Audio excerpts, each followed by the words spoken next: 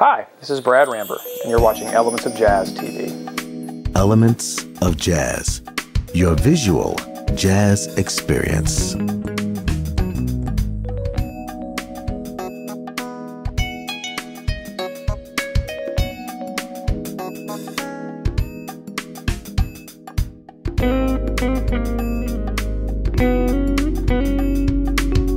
Well, we're here at a beautiful Anthology on India Street in my hometown, San Diego, California. And just finished doing the Smooth Jazz Family Brunch. It was a great time. We backed up a lovely artist out of Los Angeles by the name of Aysha Webb. And then we did several of our originals, in addition to my buddy Greg Manning's originals, are the keyboardists in our band. February 1st, I am one of the acts in Infinity Artists group.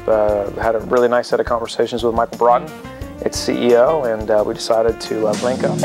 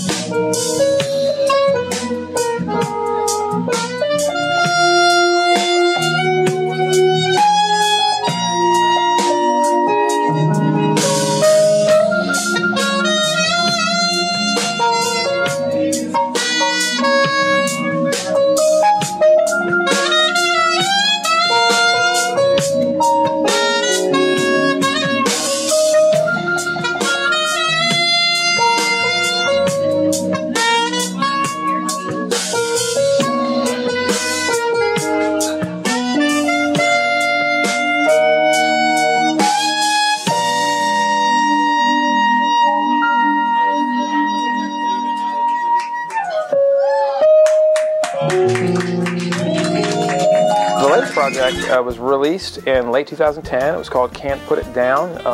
It's an interesting intersection for me as a person. I've had another career the entire time, but I've always played music. And over breakfast with Eric Marienthal one day, he said, "You're ready to make a record. You're ready to make a record." After the third time he said it, I kind of had to pinch myself and say, "Am I?" Wow. Okay, so people say nice things, but a guy with a couple of Grammys playing with Chick Corea, that it hit me a different way. So I said, okay, well, let's look into this. And the next thing you know, he had gotten Jeff Lorber involved, and we had a bunch of material. I didn't realize this until we actually had the record done.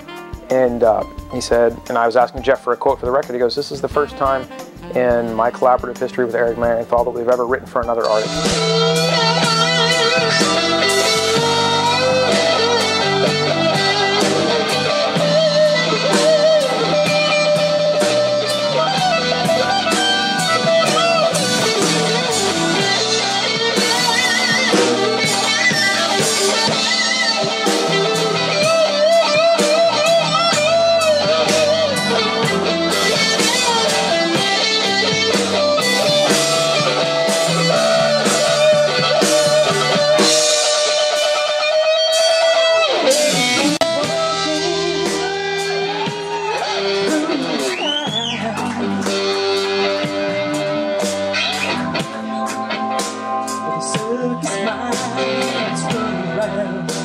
Project where Greg Manning and James East and I are working on writing the next record. Having a ton of fun with that. It's we're not Sheryl Crow. It's not the Tuesday night music club. It's actually the Thursday afternoon music club. So we head up to Greg's studio in Los Angeles. James and I both live down in San Diego, and run up there, and we come up with an idea. And it's kind of fun because, you know, one guy will have one idea, and then the other two get their teeth in it, and poof, a song comes out. And so yeah, we're about a third of the way down with that experience. Those guys are such wonderful and talented and gracious human beings. It's just, you know, it's basically a bunch of 8-year-old kids kind of building a treehouse, but it's music instead. It's just a kick in the tail. So I'm having a ton of fun doing that.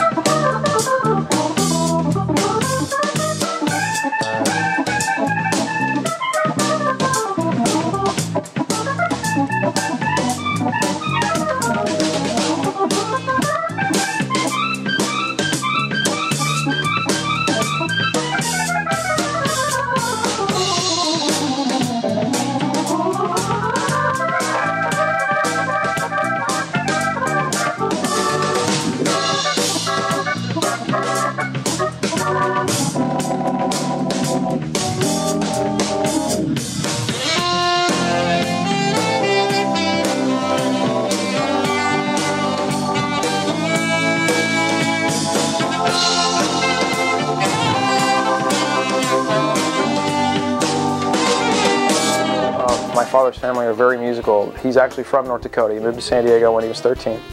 And comes from this very musical family. In fact, everybody but him played an instrument in his family. And so what does he do?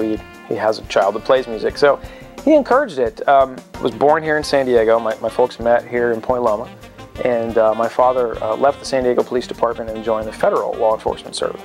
So we moved all over the U.S. And that was pretty interesting. So by the time I was in the 5th grade, we had moved to a little town called Martinsburg, West Virginia. Now, you know, it's a town of about 10,000 people, but they have an active music program in the schools. And I picked up a recorder in the 4th grade, 5th grade, and then a saxophone in the 6th grade. And I think my dad, he was a clarinetist. So he said, you know, I think saxophone's pretty cool, I'll do that. That's the only thing I can think of as to how I wound up with the saxophone. I wanted to be a drummer, but they didn't let the 6th grade guys do drums because they all want to play the drums. So between 6th and 7th grade, we moved into a new house in the same area, and I wound up going to a different junior high. I was like, well, rats, I have the saxophone now. And literally haven't put it down since 1978.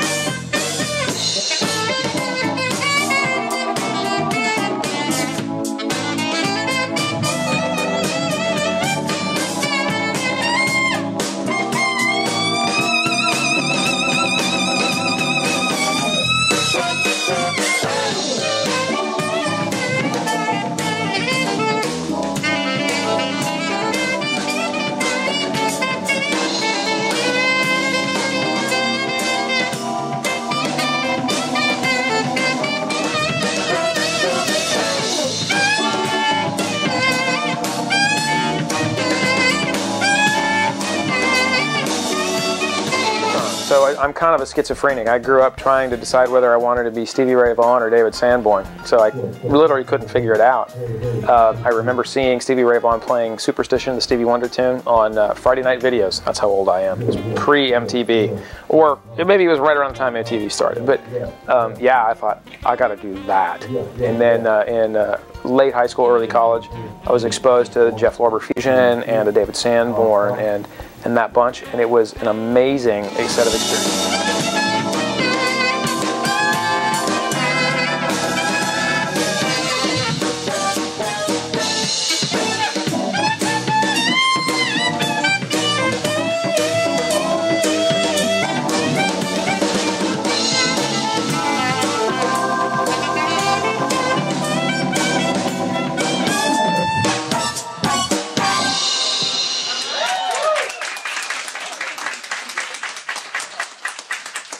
I like that tune. Well, there's absolutely no question that Eric Marienthal is at the very, very top of the pile, and he occupies probably 75% of that pile. I mean, that guy is in the single digits in terms of ranking of best saxophonists alive.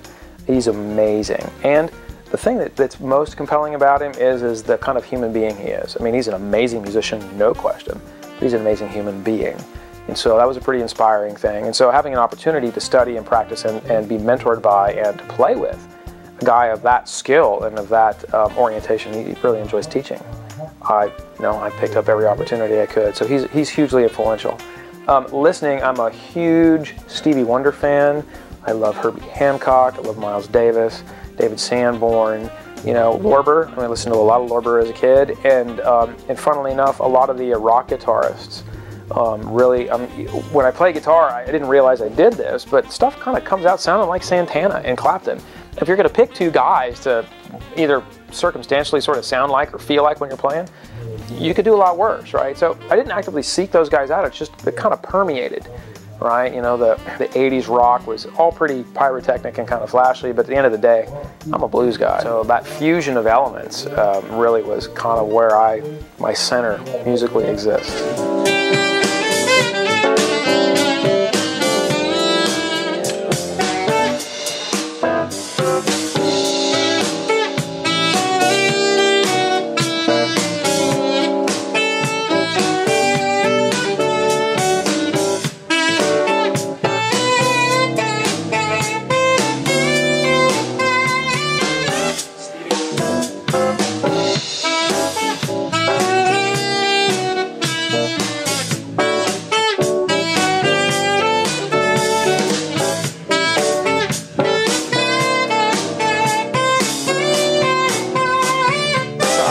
as a surfer, which is funny, some guys are you a longboard guy, are you a shortboard guy? I'm like, I'm a right tool for the job guy. So and this applies musically, if I feel like I need to say it on the guitar, then that's the instrument to pick up. If I feel like I need to play it on the soprano or alto or tenor saxophone, then I want to say that. And each instrument has its own voice, its own soul, its own vibe. And so I want to pick what best represents what it is I'm trying to express. And so to answer your question, I try to limit what do you actually play. Saxophone and guitar are the two that I actually say I am, but there are two other categories. There's have been on the bandstand playing. Theoretically, I've played some keys, I've played some percussion, I've played bass. Actually, believe it or not, I play upright bass. Drums, typically when the drummer's had a little too much to drink. And then there's the third category, which is I know how they work, and I would play them in my house with my kids, but you won't ever see me out in public with them. But you know, I can play the clarinet and the flute and a little bit, and the trumpet and the trombone. And I actually played the tuba in the university marching band for one weekend at football because one of the guys had reserve duty. He was off to the Army. He says, "Here, kid, take it." I'm like, well, if I'm going to play it, I'm going to learn, carry it, I'm going to play it. So I spent the week and learned how to play the bloody thing and carried this giant fiberglass artifact around the football field. So, I don't know, what is that, 4, 5, 6? Doesn't mean I do them well, just means that I'm enthusiastic.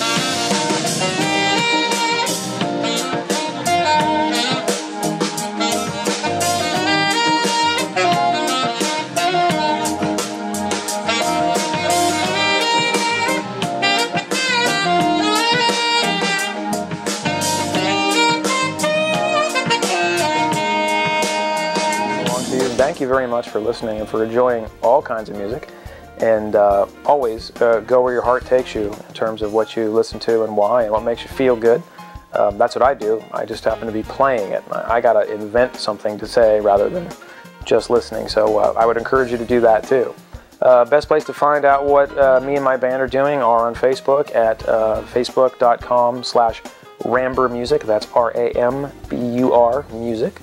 And then on Twitter, I am Rambur, R-A-M-B-U-R. Feel free to follow me, and we'll keep you in touch with what's going on. It's www.bradrambur.com. That's B-R-A-D-R-A-M-B-U-R.com.